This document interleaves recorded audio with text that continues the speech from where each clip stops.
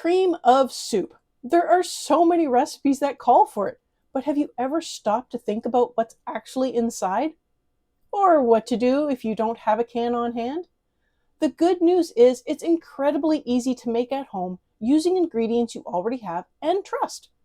Hi friend, come on in. Cream of soup is one of those simple pantry staples that comes together quickly and can be customized to fit whatever dish you're making. That means your finished dish will taste even better because the soup base actually matches instead of clashing. To begin, melt about 4 tablespoons of butter in your pan over medium heat. I had 2 and it wasn't enough, so I will show you how to work with less butter as well. Once that's melted, add in an equal amount of flour. Whisk and cook the mixture for about 2 to 3 minutes. Cooking the flour removes the raw taste, but it also adds a subtle nuttiness depending on how long you let it go. For this recipe, I'm just cooking off the flour, not browning it, since I want a light neutral base. Once the roux has cooked, slowly whisk in about 1½ cups of stock. The type of stock you use depends on what you're making. Use chicken stock for a cream of chicken soup, turkey stock for a cream of turkey, or vegetable stock if you're keeping things meat-free. For a cream of mushroom, start by browning some chopped mushrooms first, then use chicken or vegetable stock to complement the flavor.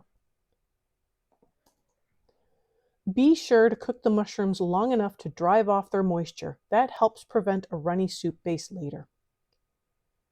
Add the stock gradually while whisking the roux to prevent lumps. If the heat feels too high, pull the pan off the burner while you whisk, then return it to the stove once everything's smooth.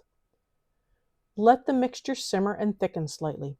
From here, you'll add your dairy, about ½ cup of milk, cream, or half and half. Use what you have on hand or what best suits your dish. If the soup feels too thick, thin it with a splash more stock or milk until it reaches the consistency you like.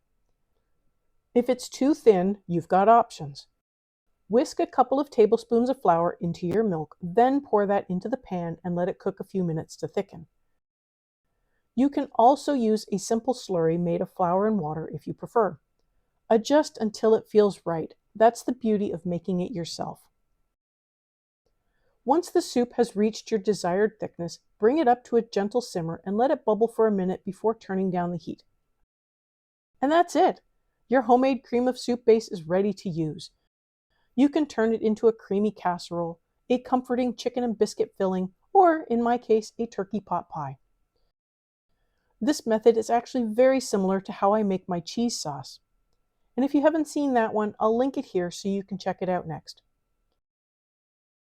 If you love learning how to make your own pantry staples, don't forget to hit that subscribe button. I've got more simple, from-scratch basics coming your way. Thanks for hanging out with me today.